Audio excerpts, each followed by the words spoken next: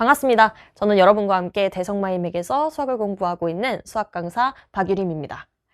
2028학년도 대학 수학능력시험 예시문항이 드디어 나왔습니다. 저도 궁금해서 풀어봤는데요. 이걸 풀어본 친구들이 느끼는 바가 되게 많았을 것 같아요. 그리고 해설이 궁금했던 친구들도 있었을 것 같고, 또 여러 영상들을 찾아보면서 관심이 있으니까 아마 제 영상도 들어오지 않았을까 싶은데, 이걸 우리가 어떻게 받아들여야 되지? 앞으로 어떻게 공부해야 되지? 이런 부분들 좀 궁금한 친구들이 있을 것 같아서 주요문항 해설, 그리고 제가 봤을 때 이 시험지에서 어떤 것들이 느껴졌는지에 대해서 한 차례 짚고 넘어가도록 하겠습니다. 그래서 일단 정말 저도 30문제 다 풀어봤거든요. 근데 느껴지는 지점이 되게 많았어요. 네, 그걸 다 여러분들이랑 이렇게 제가 카페에서 여러분들이랑 대화하듯이 다 이야기할 수는 없으니까 요약 포인트를 좀 짚어보자면, 일단 첫 번째로는 확통을 좀 제대로 공부해야겠다 하는 생각이 좀 많이 드는 시험지였습니다. 이게 비중 자체는 지금의 선택 과목이랑 다르지 않게 나오긴 했어요. 30문제 중에 한 8문제 정도 기존과 비슷하게 나오기는 했는데, 난이도 자체가 문항별로 편차가 있기는 했어. 그러니까 29번 문항 같은 경우에는 기존의 확통 29번보다 쉽게 나온 면이 있겠으나, 그 문항을 제외한다면 사실 기존 확통 문항보다 난이도가 조금 올랐다 하는 생각이 저는 좀 들었습니다. 그래서 확통을 확실히 좀 기존 문항들이랑 스타일 자체는 비슷한데 난이도를 높게 좀 대비를 할 필요가 있겠다 하는 생각이 들었고, 미적분과 기하를 이제 보지 않게 되었기 때문에 여러분들 확통을 좀 더 확실히 잡고 넘어가는 게 중요할 것 같다는 생각이 많이 들었습니다. 그리고 두 번째로는 공통과목 기본기 정말 중요하다 하는 생각 다시 한번 들었고요. 여기서 이야기하는 기본기가 그 교과서적인 기본기 말고, 그러니까 우리가 그동안 수능이라는 걸 공부를 하면서, 수능 문항들 공부하면서 기본적인 스킬이다라고 생각하는 지점들이 몇 군데 있었을 거예요. 네. 뭔가 수학 2로 예시를 제가 많이 들어놓긴 했는데, 인수정리를 활용해서 식 설계를 하는 부분이라든지, 접선에서 우리 식 어떻게 설계하는지 그런 것들, 또는 효율적으로 넓이 계산하는 방법, 그러니까 넓이를 직접적으로 구하는 게 아니라 간접적으로 넓이의 차를 구할 수 있는 이러한 계산이라든지, 아니면 3차 함수, 4차 함수 개형 추론, 그동안 많이 나왔던 거죠. 네, 요런 정도의 기본기들이 다시 한 번 더 다수 출제가 됐다. 그래서 기존에 우리가 공부하던 방향에 맞게 그 방식대로 풀 수 있는 문항들이 다수 나왔기 때문에 여전히 공통과목에 대한 기본기를 잘 학습하는 게 중요하겠다라는 생각이 많이 들었습니다. 근데 그와 반대되는 내용을 제가 마지막에 적어놨는데, 하지만 방심하지 않고 여러 스타일에 좀 대비할 필요가 있다. 제가 이 시험지를 풀면서 느꼈던 게, 분명 이제 풀릴 때는 그동안 풀어왔던 풀이를 적용했을 때 다 술술 잘 풀렸어요. 근데 문항 생김새가 약간 초면인 것처럼 느껴지는, 특히나 기출을 여러 번 반복한 친구들이 봤을 때는 최신 기출 경향이랑은 스타일 자체가 좀 다르다는 생각을 했을 것 같기는 합니다. 그러니까 이게 크게 다르다라는 건 아닌데 오묘하게 살짝 다르게 느껴지는 지점들이 있었어요. 일단 빈칸 채우기 유형이 저는 좀 그렇게 느껴졌고, 이게 예전에 제가 여러분 나이 때 수능 공부할 때는 빈칸 채우기도 다 공부를 했었는데, 최근 수능에서는 빈칸 채우기가 잘 나오지 않고 있었다고 저는 느끼고 있었거든요. 근데 그래서 그런지 과거 기출 스타일에 대해서도 좀 유사한 문항들이 있어서 편식하지 말고, 그러니까 최신 것만 편식하지 말고 그 이전의 것들에 대해서도 대비를 좀 할 필요가 있겠다. 꼼꼼히 기출을 예전 것까지 다 분석할 필요가 있겠다 하는 생각이 좀 들었고, 특히나 기존에 우리가 평가원 기출을 많이 풀어본 친구들이 느꼈을 때에는 이거 약간 2학년 학력평가스러운 문항들이 있다라고 느낄 만한 지점들이 있던 것 같아요. 저는 일단 문항을 풀었을 때 특히나 30번 문항 같은 경우에는, 그러니까 그동안 우리가 22번 이런 포지션에, 기존 수능에서 22번에서는 3차 함수, 4차 함수 개형 추론이 보통 많이 나왔었는데, 이제 30번 문항을 이번에 살펴보니까 지수함수, 로그함수 쪽에서 일단 30번이 배치가 됐고, 그 문항 스타일이 굉장히 고등 내신 스타일이랑 유사한 그런 느낌의 문제가 있더라고요. 특히 지금 제가 이 영상을 촬영하고 있는 시기 자체가 여러분 중간고사 보는 시기에 지금 촬영을 하고 있는데, 2학년 학생들 현강에서 제가 지수로그함수 열심히 설명한 부분, 딱 그 스킬을 활용을 하는 문제가 30번에 나와 있더라고요. 그래서 뭔가 기존에 우리가 대비했던 거랑은 조금은 다른 지점들이 있어서 2학년 학력평가스러운 문항들 약간의 내신 스타일과 맞춰서 좀 공부를 해볼 필요도 있겠다 해서 뭔가 굉장히 이 내신과 수능의 거리감이 좀 가까워졌다 하는 생각이 제가 30번까지 풀면서 많이 느꼈던 부분입니다. 그래서 확실히 그래서 데이터를 보여드리려고 과목별로 문항을 다 분류를 해봤는데 문항 수 자체가 크게 차이가 나진 않아요. 그죠? 확통은 물론 이제 대수나 미적분 1, 현재 수학 1, 수학 2죠. 이 친구들에 비해서 문항 수가 적기는 하지만 지금 문항 번호 보시면 21번, 29번, 30번이 이제 어렵다고 생각이 들 만한 포지션인데 21, 29가 다 확통해서 출제가 됐습니다. 그래서 그러니까 난이도 높은 게 좀 비중 있게 나왔구나 이렇게 봐주시면 될 것 같고 대수랑 미적분 1은 이렇게 뭔가 어딘가에 편중되어 있지 않아요. 그렇죠? 지금 노란색으로 표시된 게 4점짜리 문항인데 4점짜리 문항 개수는 지금 동일한 거 보실 수 있습니다. 그래서 그냥 비슷하게 나왔구나 이렇게 봐주시면 될 것 같고 가장 어렵다고 생각이 들 만한 30번은 지금 대수에서 나왔다. 그러니까 그동안 우리 수학 2에서 22번이 나왔던 거랑은 다른 형태의 시험지가 이번 예시문항 시험지로 나온 것 같다는 느낌을 저는 받았습니다. 네, 제 개인적인 의견이었고요. 당연히 이대로 나올 거다라고 이야기하는 건 아닙니다. 그냥 진짜 예시문항이니까 그러니까 이럴 수도 있겠구나. 그냥 열심히 공부하자. 그러니까 편식하지 말고 열심히 뭐 누구 하나 편중된 게 아니니까 확통까지 좀 꼼꼼하게 내신 스타일이라고 막 분류하지 말고 섣불리 편식하지 말고 좀 골고루 잘 기본기 탄탄하게 연습하는 게 중요하겠다라는 메시지를 많이 느낀 그런 시험지였다고 여러분들한테 설득을 좀 하고 싶습니다. 그래서 지금부터 주요 문항 같이 해설해 보도록 하겠습니다. 자, 가장 먼저 객관식 14번 문항 보겠습니다. 형태 자체는 굉장히 익숙해요. 우리 그동안 여러분이 생각했을 땐 15번, 그쵸? 최근에는 15번이 아닌 적도 있었지만 수열의 귀납적 정의를 활용해서 수열 추론하는 거 열심히 연습했을 거거든. 근데 생김새는 그런데 막상 대입해보면 케이스가 갈리는 그런 문항이 아닙니다. 그냥 대입을 통해서 바로 계산이 돼버리거든요. 자, 지금 상황 볼게요. 일단 A4가 2다라는 얘기를 합니다. 우리 A1이랑 A7 다 구해봐야 돼요. 근데 당연히 정방향으로 가는 게 우리가 계산하기에 좀 더 편안하기 때문에 A7부터 한번 구해볼 건데 우리 A5 구할 때는 N자리에 4를 넣게 된다. N자리에 4 넣으려면 아래쪽에 들어가는구나 라는 거 보실 수 있겠고 그러면 K A4 플러스 2니까 2K 플러스 2 되겠다. 이렇게 보실 수 있겠죠. 마찬가지로 A6도 우리 N자리에다 5 집어넣는 거니까 KA5 플러스 2 이렇게 갑니다. 그래서 K 배하고 2 더한다. 이렇게 가주시면 되겠고요. 이걸 한 번 더 하면 되겠죠? A7도 KA6 플러스 2니까 K 배하고 2 더하자. 그래서 일단 확보가 됩니다. 자, 이제 역방향으로 가는 거죠. A4가 2라는 걸 우리 알고 있습니다. 그럼 그 A4를 구하려면 A3가 필요했겠지? 근데 이제 N자리에 3이 들어가기 때문에 귀납적 정의에서 위쪽에 있는 식을 활용을 하게 되겠습니다. 그래서 A3-2K인데 그것이 2인 상황이니까 따라서 A3는 2K 플러스 2였겠구나. 마찬가지로 우리 A3 구할 때도 N자리에 2 넣을 건데 A2 빼기 2K였을 거니까 그게 지금 2K 플러스 2다. 그러니까 다시 한 번 더 2K 더해줘서 A2는 4K 플러스 2겠구나 봐주실 수 있겠죠. 마찬가지로 A1도 2K 어차피 더할 거니까 6K 플러스 2인 거 어렵지 않게 구할 수 있겠습니다. 끝났어요. 두 개가 같대요. 네, 두 개 같대요. 그럼 후보가 딱 결정이 되죠. 한쪽 넘겨주셔서 2K 세제곱 플러스 2K 제곱 마이너스 4K가 0이 돼줘야 되는 상황이다. 2K로 묶어주셔서 K제곱 플러스 K 마이너스 2 이렇게 가니까 2K에 K 플러스 2 K 마이너스 1이 0이다. 이렇게 나와 주시겠습니다. 자, K에 대한 조건 없고 그냥 실수라는 얘기 나와 있으니까 가능한 K가 3개 나오죠. 0, 마이너스 2, 1 이렇게 나와.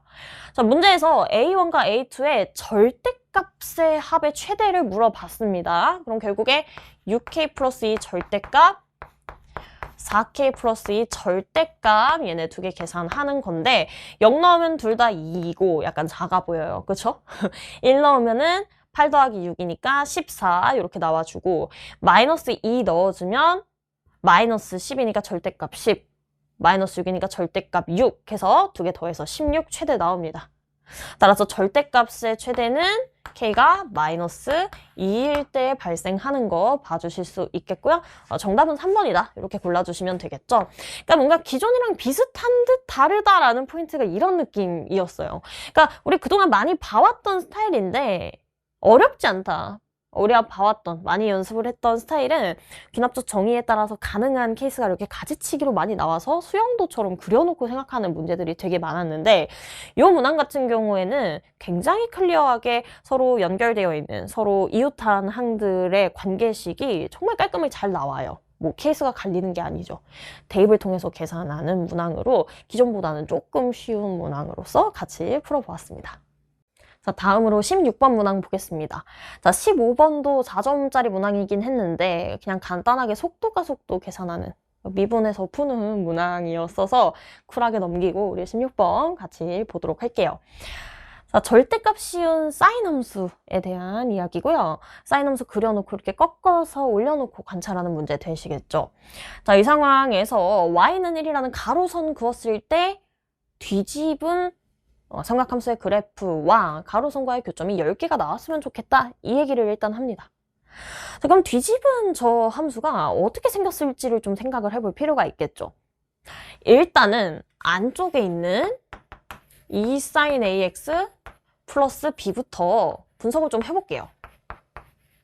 자, 자연수 a라고 했기 때문에 새로운 주기는 a분의 2파이인 거 바로 보여지겠습니다. 자, 그럼 지금 닫힌 구간 0부터 2파이까지에는 a분의 2파이가 총 a번 등장하죠. 그래서 오케이. 총 주기 a번 발생한다. 그러니까 우리 사인 함수를 총 a번 그려야 된다 하는 생각이 들겠습니다. 그럼 이제 그려보는 일만 남았는데 꺾어 올려야 되니까 최대 최소에 대한 정보도 당연히 파악을 해주는 게 맞겠죠. 지금 이 함수는 최대값이 b 플러스 2겠다. 그치? 그 최소값은 b 마이너스 2겠다. 사인은 어차피 마이너스 1부터 1까지의 값이기 때문에 최대 최소 범위가 바로 발생을 해줍니다. 자, 오케이. 최소는 b 마이너스 2.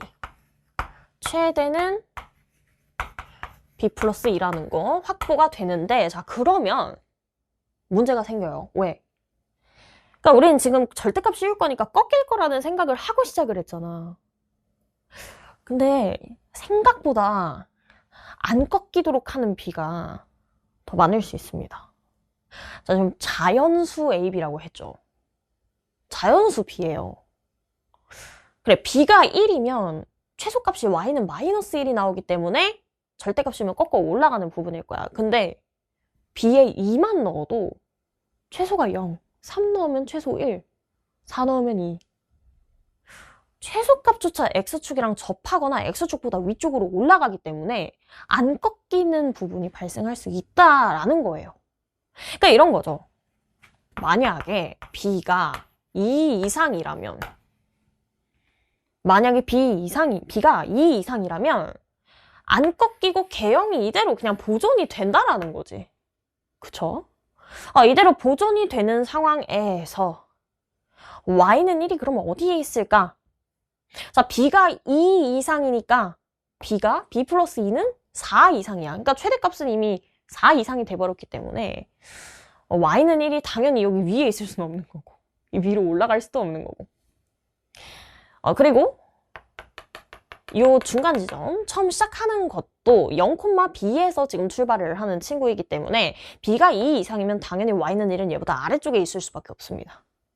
그럼 가능성이 이렇게 나오겠죠? y는 1이 이렇게 관통을 하고 지나가거나 아니면 y는 1이 이렇게 접하는 경우도 생각을 해볼 수가 있겠습니다. 두 가지의 경우가 발생을 하겠고, 자, 만약에 y는 1이 아래쪽으로 관통하면서 10개의 점에서 만나고 싶다라고 한다면 한 주기마다 가로선과의 교점 2개씩 나오니까 총 5번 주기가 발생해야 된다는 거 볼 수 있겠고, 우리 저 구간 안에서 A번 곡선 그려지는 거 확보해놨으니까 이 상황에서는 A가 5가 되겠다 하는 생각이 듭니다. 그쵸? A가 5, 그리고 B는 얼마여야 되냐? B는 B-2라는 최소값이 지금 Y는 1보다 아래쪽에 있는 상황이기 때문에 이때는 B가 3보다 작은 게 확보가 됐어야 됐다. 2 이상 3 미만의 자연수니까 B가 2라는 것도 사실은 이때는 답정너처럼 결정이 됐다라는 거죠. 그래서 Y는 1이 안 꺾이는 삼각함수와 관통하면서 이렇게 지나는 경우에는 A가 5, B가 2일 때 순서상 하나 발생한다. 보실 수 있겠고요. 다음 두 번째로 Y는 1이 이렇게 접할 때, 그치? I의 최소값일 때, 이때는 그럼 무슨 얘기야? B-2가 그냥 1일 때를 얘기를 하는 거죠. 그죠?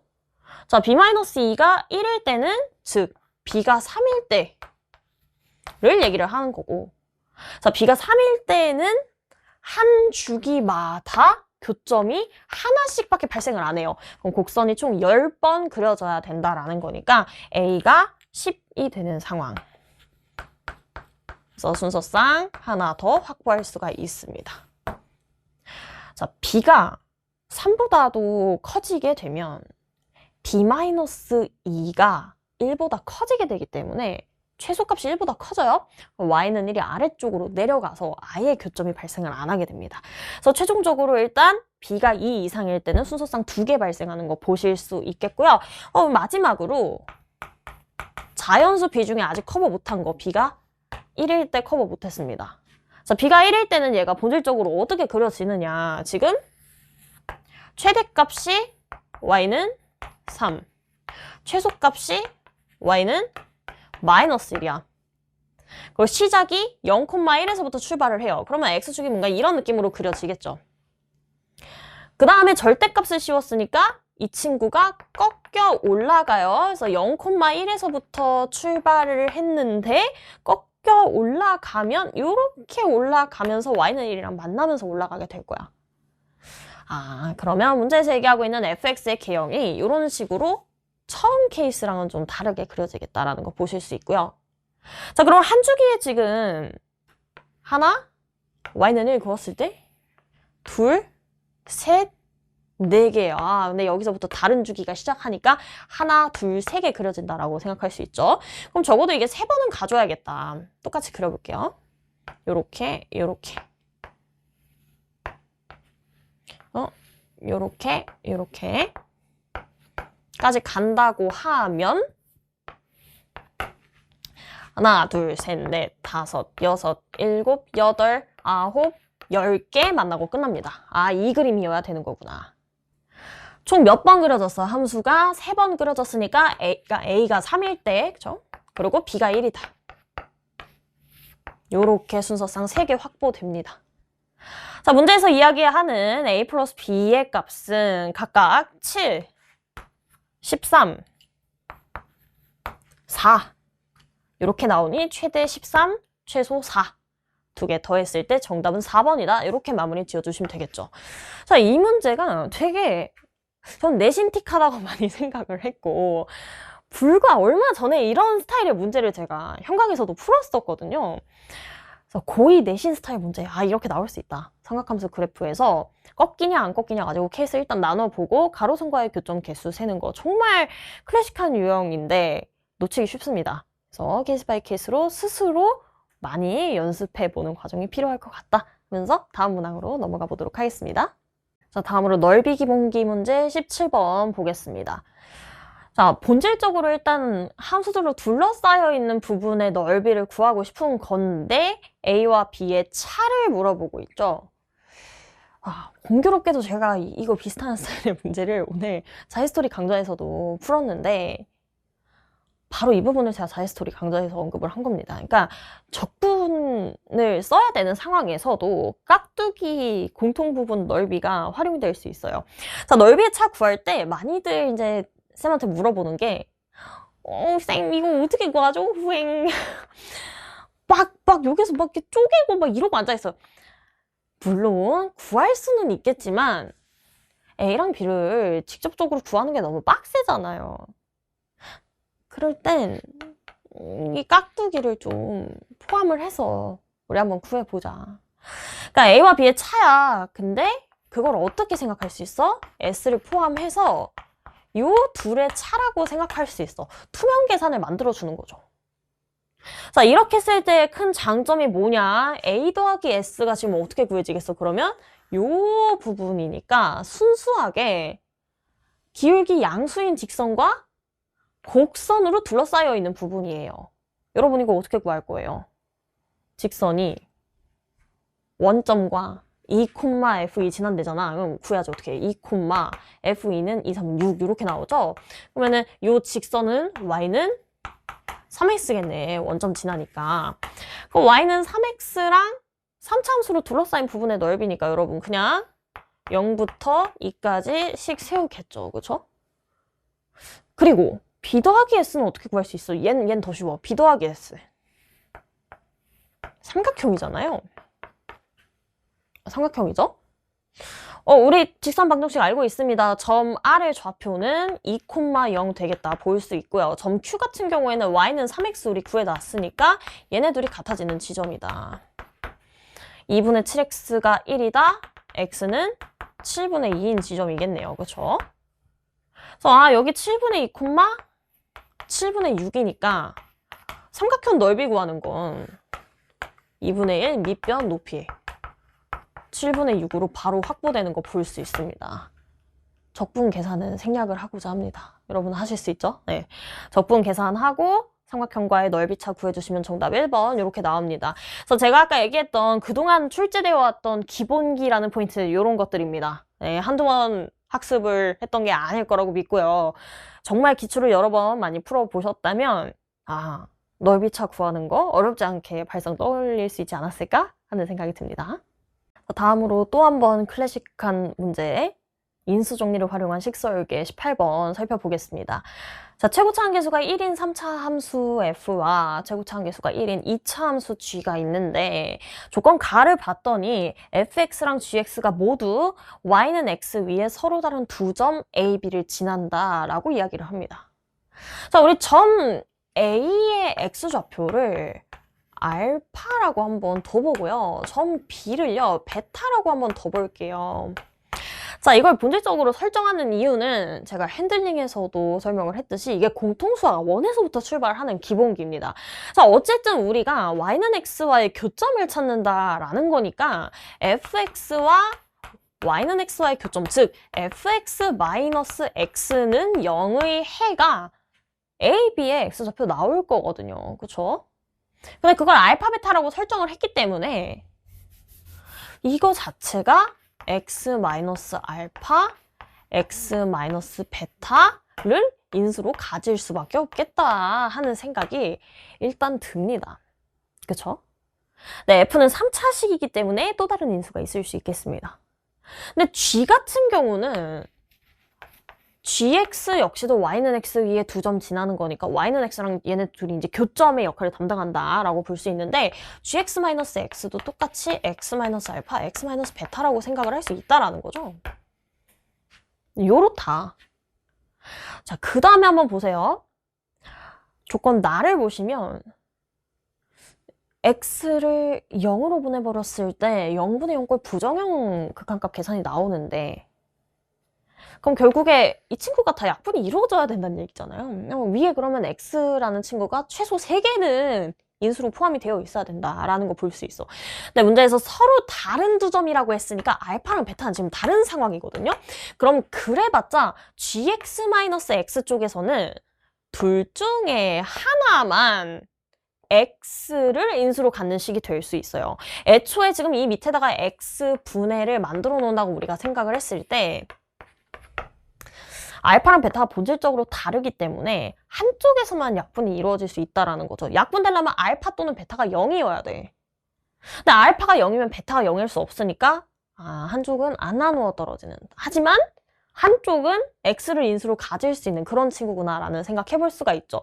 근데 최소 인수 몇 개 있어야 된다고? x 세제곱으로 나눌 수 있어야 되는 상황이니까 여전히 몇 개가 부족해. 2개가 지금 부족해. gx-x가 x 하나밖에 못 품는 상황이란 말이에요. 그러니까 2개가 어디에 있어야 돼?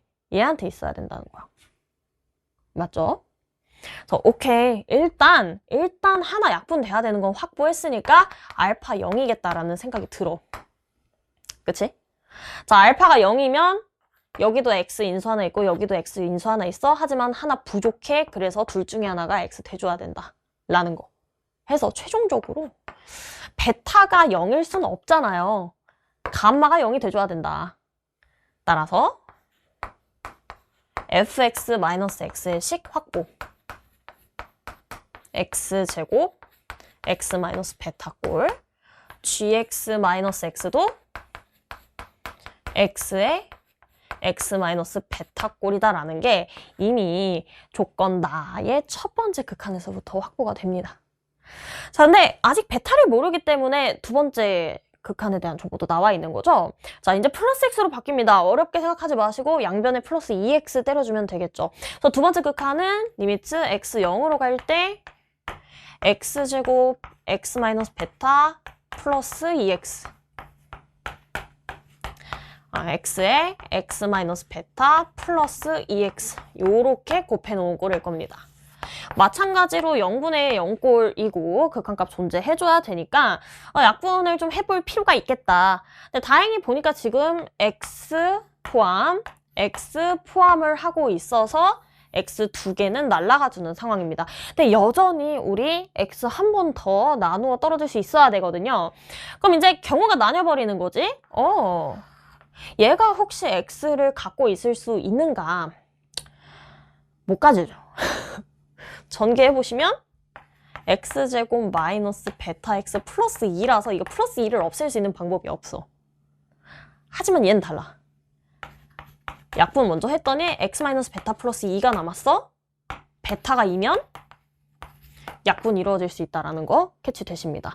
그럼 최종적으로 식이 그냥 완성이 돼버린다. fx는 x제곱 x-2 플러스 x gx도 x에 x-2 플러스 x 이렇게 되겠다. 문제에서 이야기하는 함수값 계산해서 답 유도하시면 정답은 2번 이렇게 끝납니다.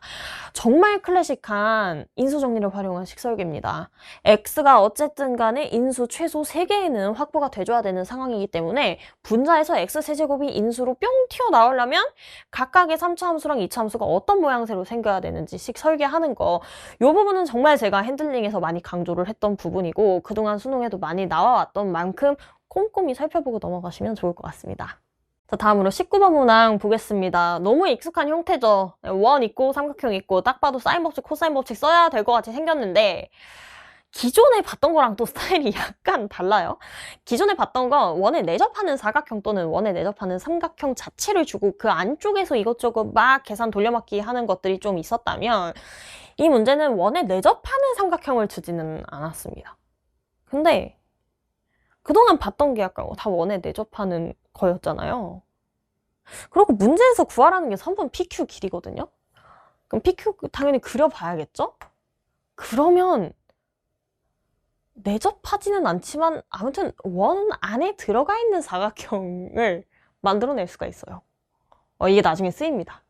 그래서 일단 이런 큰 그림을 바라봐. 그러고 시작하자. 자, 코사인 A가 마이너스 2분의 1이다. 그럼 사실상 각도 준 겁니다. 자, 코사인 언제? 코사인 120도 3분의 2파이 가 마이너스 2분의 1이죠. 그쵸? 자, 근데 점 A가 중심이란 말이에요.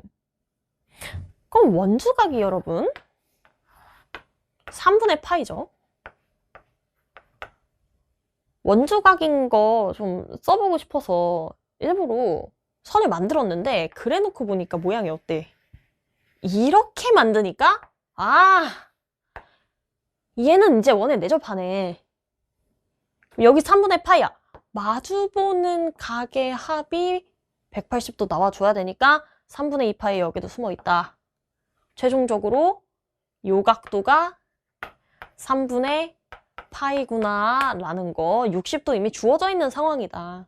우리 PQ 길이 구하려면 어쨌든 길이 확보하고 코사인 법칙, 사인 법칙 이거 써야 되거든요. 그래서 각도는 많이 파악이 될수록 좋은 겁니다. 자, 이 상황에서 이제 길이 봅시다. 사인 B랑 사인 C의 B가 주어졌어요. 자, 사인 B랑 사인 C니까 B랑 C 여기 있거든? 자, 사인 법칙에 의해서 사인 값의 B는 마주보는 대변의 길이의 B와 동일했죠. 그래서 5대 3이라는 걸 괜히 준 게 아니다. 사인 B가 5니까 그럼 이 길이를 내가 5K라고 잡았을 때 이 길이가 3K가 되는 모양새인 거구나 라는 거 확보하실 수 있겠죠. 자, 그 다음 선분 PB의 길이를 왜 줬을까를 생각을 합니다. 문제에서 PB 줬어요. 자, PB 선 그어버리니까 무슨 삼각형이 형성이 되죠? 이 삼각형은 원 안에서 반지름 두 개의 반지름을 변으로 갖고 있으니까 이등변 삼각형 형성된다. 그러면 전체 OK라는 길이가 사실은 이 길이 반지름 3K, 요 길이 2K로 쪼개지는 거 보실 수 있고요. 근데 게다가 정확한 길이까지 주어졌어. 얘가 3루트 3이래. 근데 우리 각도 120도 알죠? 120도, 30도, 30도 수선 내리면 30도, 60도 삼각형 완성됩니다. 1대 루트 3대 2 쓰고자 하는 거지. 자, 반띵해주면 요 길이가 2분의 3루트 3. 60도 건너편이었으니까 30도 건너편이 2분의 3일 거고요. 2배 때리면은 그냥 3 나온다. 따라서 3K가 3이구나. K가 1이다. 길이가 완벽히 표현되겠습니다. 자, 그럼 요 길이는 2. 요 길이 3. 요 길이 3. 그럼 최종적으로 5, 3, 120도 삼각형 발생하시니까 코사인 법칙 한번 사용해 주시면 25, 9 플러스 5, 3, 15, 49라서 마주보고 있는 변의 길이가 7 되는 것까지도 확보를 할 수 있습니다. BC의 길이 7이구나. 요렇게. 자, 일단 주어져 있는 건 지금 다 쓴 것 같은 기분입니다. 그쵸? 주어져 있는 건 다 썼어요. 근데 그 다음이 이제 문제죠. PQ의 길이 어떻게 구할 거냐. 자, PQ의 길이를 구하기 위해선 당연히 요 삼각형에 집중을 할 수밖에 없습니다. 우리가 이미 해당 변의 길이가 2라는 걸 확보를 한 상황이고 마주보고 있는 각도 3분의 파이인 것까지 확보를 해놨기 때문에 이거 사인 법칙 한번 쓰면은 PQ 선분 구할 수 있겠다 하는 생각이 들어요. 그럼 진짜 찐찐막으로 필요한 게 뭐야? 이 각도의 사인값 필요한 거죠. 저 각에 대한 사인 우리 어떻게 체크할 수 있냐? 큰 삼각형에서 체크할 수 있습니다. 어떻게? 사인 C분의 원래 문제에서 주어져 있던 삼각형 ABC 보시면 마주보고 있는 대변 3이죠? 요게 사인 3분의 2파이분의 큰 삼각형에서 마주보고 있는 거 7. 요렇게 나옵니다. 따라서 사인 C는 7분의 3 사인 3분의 2파이니까 2분의 루트 3 요렇게 들어가시겠죠. 14분의 3 루트 3 사인 C 확보. 그럼 끝났어. 자, 사인 3분의 파이분의 작은 삼각형에서 이제 마주보는 변 2죠. 요게 사인 C분의 PQ와 같다. 사인 C 자리에 대입하고 2분의 루트 3 다시 한 번 더 활용해 주시면 정답은 5번이다. 이렇게 마무리 되겠습니다. 익숙한 듯 익숙하지 않은 문제입니다.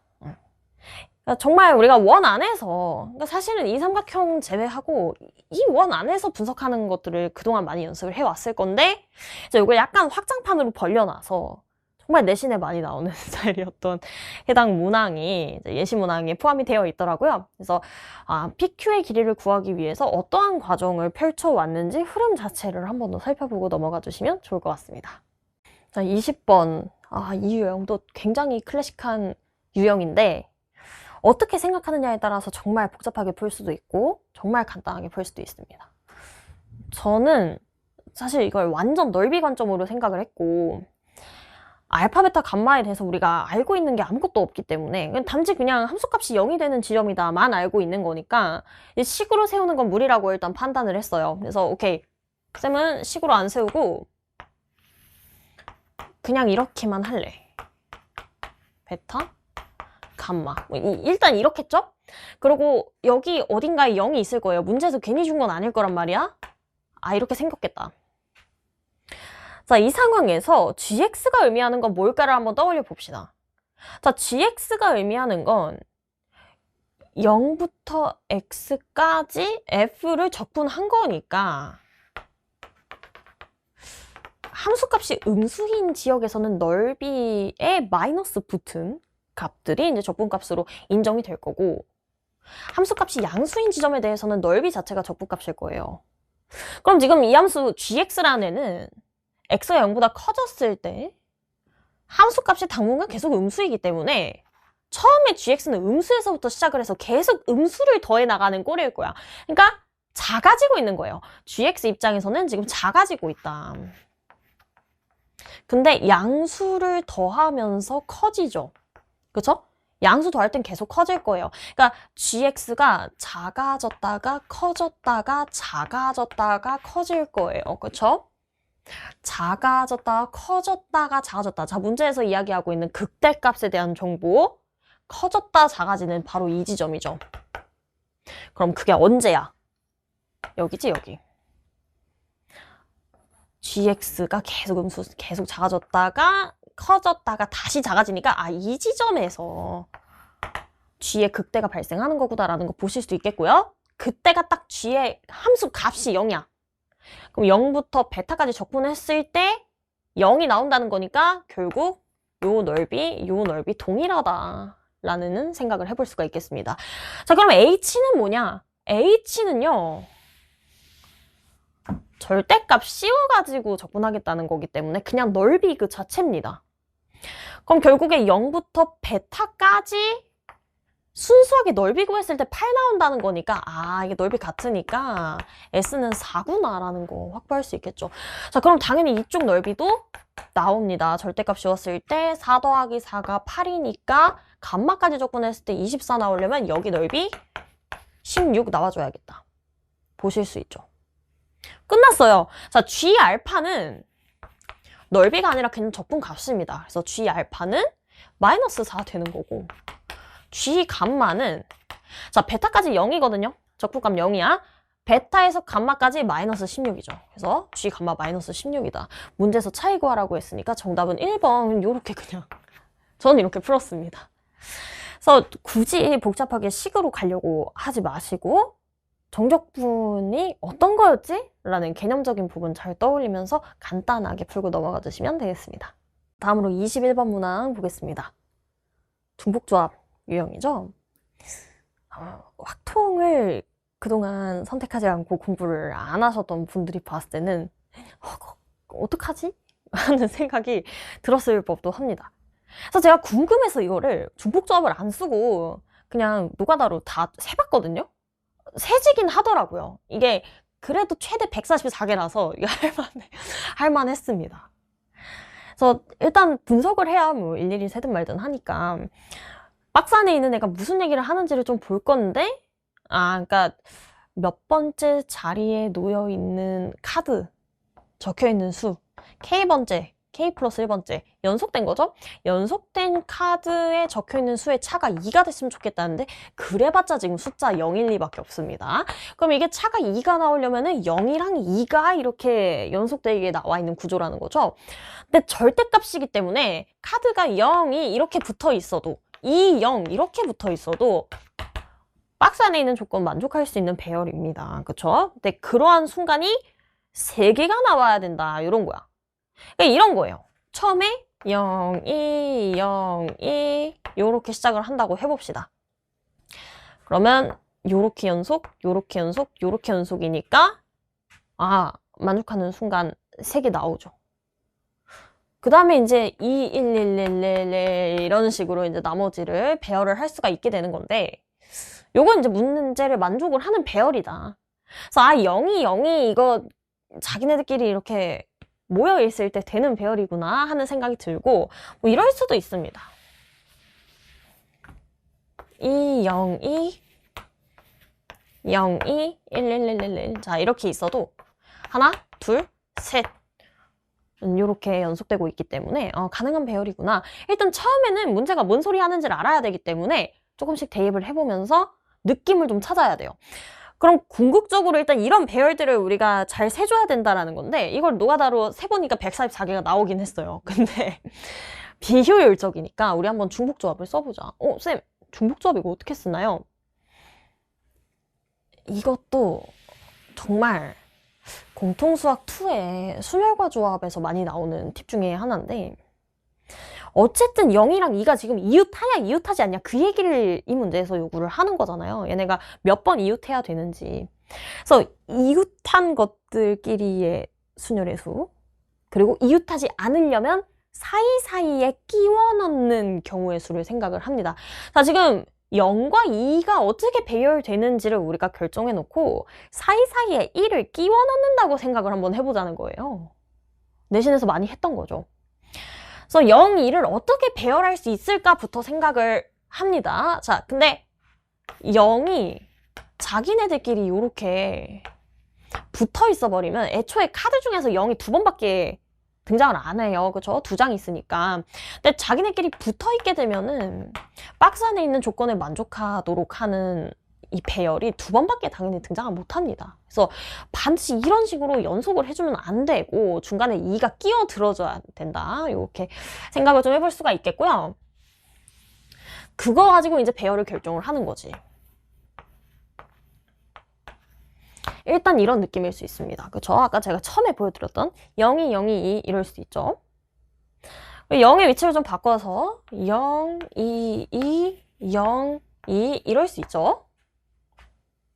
그리고 0, 2 혹시 이럴 수 있나 한번 보세요. 자, 얘는 하나, 2개의 배열이기 때문에 안 됩니다. 그쵸? 얘 총 3번 등장해야 되는데 2번밖에 등장할 수 없어서 안 된다. 그럼 이제 첫 번째가 2인 경우 2, 0, 0을 연속하면 안 돼. 2, 0, 2 이럴 수 있고 2, 0, 2, 2, 0 자, 이렇게 되면 하나, 둘, 셋. 3번 나오니까 얘는 되는 배열. 그러니까 이런 식으로 지금 찾자는 거죠. 0과 1을 어떻게 배열할 수 있느냐. 이제 2, 2, 0, 2, 0 요렇게 3번 배열되니까 이거 된다. 그치? 그 다음에 0을 배열할 수 있는 게 제가 어떤 순서로 써놨냐 지금? 첫 번째, 세 번째, 첫 번째, 네 번째, 두 번째, 네 번째, 두 번째, 다섯 번째, 세 번째, 다섯 번째라 이제 더 이상 물러날 곳이 없죠. 네 번째, 다섯 번째 0이 들어가게 되면 연속하기 때문에 다시 한 번 더 만족하는 배열이 아닐 수밖에 없습니다. 자, 최종적으로 0과 2를 배열을 할 수 있는 경우 자체가 요렇게구나. 그쵸? 이렇게는 해야 이게 총 3번 등장한다. 0이 0이 연속한 배열인 게 총 3번 등장한다. 그럼 이 사이사이에 이제 1을 끼워 넣는다고 생각을 했을 때 1이 어디에 들어갈 수 있는지를 좀 볼게요. 자, 일단 첫 번째 친구는 0이 0이 해서 이렇게 3번 박스 안에 있는 조건을 만족하는 배열이 완성이 됩니다. 얘네는 떨어뜨려 놓으면 그래서 안 되는 거지? 얘네는 무조건 붙어 있어야 되는 거예요. 그래야지 총 3번 이 배열이 발생하는 거니까. 그럼 1이 이 사이에는 들어갈 수 있지만 얘네들은 견고하기 때문에 지금 사이에 끼고 들어갈 수는 없는 거죠. 그럼 1이 완전히 왼쪽에 들어갈 수 있고 완전히 오른쪽에도 들어갈 수 있겠습니다. 그래서 1을 이제 끼워 넣는다고 생각을 하는 거죠. 그래서 오케이. 1이 총 5개 있어. 첫 번째 자리에 들어가는 개수를 X개, 두 번째 자리에 Y개, 세 번째 자리에 Z개 들어간다고 생각했을 때 X 더하기 Y 더하기 Z가 1이 총 5개 들어가는 거니까 이렇게씩 표현해 볼 수 있겠고요. 따라서 중복조합 3H5 해서 7C2니까 21개의 경우의 수 발생하겠다라는 거 볼 수 있습니다. 똑같이 하는 거야, 똑같이. 얘도 자, 본질적으로 0이 2, 0, 2 이렇게 3번 배열이 발생하기 때문에 얘네는 떨어뜨리면 안 되는 거야. 그래서 우리는 한 몸이니까 1이 들어갈 수 있는 게 여기, 여기, 여기입니다. 똑같이 3H5의 경우의 수 21개 발생하시겠죠. 자, 그 다음 세 번째 볼게요. 이 친구는 200이 배열이 총 4번 등장하니까 너무 많단 말이야. 너무 많아. 그래서 한 번은 1이 끊어줘야 된다는 생각이 이제 듭니다. 맞아요. 그쵸? 그러니까 1이 어디에 들어갈 수 있는지를 한번 생각을 해보자. 1이 만약에 요 사이에 들어간다면 이 사이에 들어가 준다면 하나, 둘, 세 개 배열로 만들 수 있다라는 거 볼 수 있고요. 그 다음 1이 만약에 요 사이에 들어가 준다면 하나, 둘, 세 개 배열 된다. 그러니까 이런 식으로 사이사이를 끊어가지고 배열을 만들 수 있는 경우들을 살펴봐줘야 된다라는 거죠. 그래서 1이 들어갈 수 있는 기점이 일단 여기, 그리고 얘네들에 다 들어갈 수 있는지를 따져버리면 너무 문제가 커져요. 왜? 1이 막 여기에도 들어가고 여기에도 들어가고 여기에도 들어가고 이런 식으로 돼버리면 완전 연결고리를 다 끊어버리기 때문에 이거는 만족하는 경우가 될 수가 없습니다. 그래서 최종적으로 이 파트를 가장 깔끔하게 분석하는 케이스가 일단 양쪽 끝에 1이 들어갈 수 있는 거는 무조건 맞죠. 근데 이 사이사이에 다 들어가는 게 문제였기 때문에 사이 중에 한 번만 1이 들어갈 수 있는 구역이 있다. 이런 관점을 가져야 된다는 거야. 다 넣을 수 있다. 이렇게 생각하면 안 되는 거고 하나만 끊어줘야 하나, 둘, 세 개의 배열이 완성된다. 그래서 일단은 이 사이에 들어갈지, 요 사이에 들어갈지, 요 사이에 들어갈지, 요 사이에 들어갈지를 다 고려하는 게 아니라 4개 중에 한 자리를 선택을 해줘야 된다라는 거죠.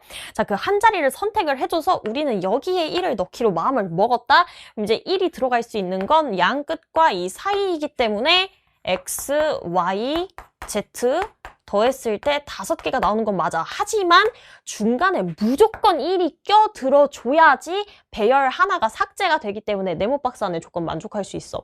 그러니까 가운데에 들어오는 친구는 무조건 하나 이상이어야 된다. 라는 좀 더 고도화된 중복조합이 발생을 하게 되죠.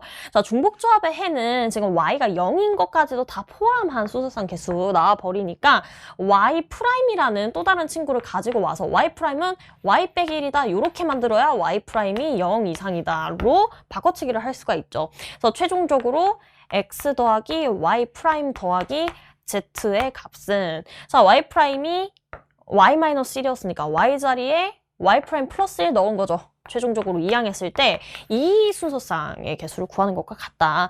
그러니까 요걸 계산하실 때는 3H5가 아니라 3H4로 들어가 주셔야 되고 6C2로 계산되니까 15개 경우의 수. 네, 우리 아까 전에 4C1 확보해놨으니까 총합해서 60가지의 경우의 수가 세 번째 케이스에 다르게 발생하는 거 보실 수 있습니다. 그래서 최종적으로 60개 발생하고요.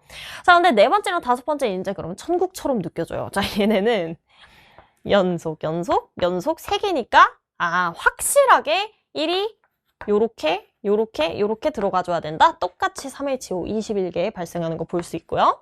그 다음 연속이니까 1이 요 자리들에 들어갈 수 있어서 똑같이 21개 나오는 거 볼 수 있습니다. 그래서 21개의 순서상 지금 4번 등장하니까 84개에 60개 더해줘서 정답은 5번이다. 이렇게 중복조합으로 풀어낼 수가 있겠어요. 그래서 이 문제가 난이도가 좀 높았습니다. 확실히 객관식의 맨 마지막 번호라서 그런지 체감상 좀 많이 어렵긴 했지만 확통을 꼼꼼히 공부해본, 특히나 중복조합에 대해서 여러 가지 문항을 풀어본 친구들 입장에서는 이거 중복조합 문제구나 하는 생각이 들었을 법도 해요. 근데 확실히 수능에서 확통이 필수가 된다면 어려운 문항이 중복조합에서 나올 가능성이 꽤나 된다고 제가 개인적으로 생각하기 때문에 조금 눈여겨보고 복습하고 넘어가 주시면 될 것 같습니다.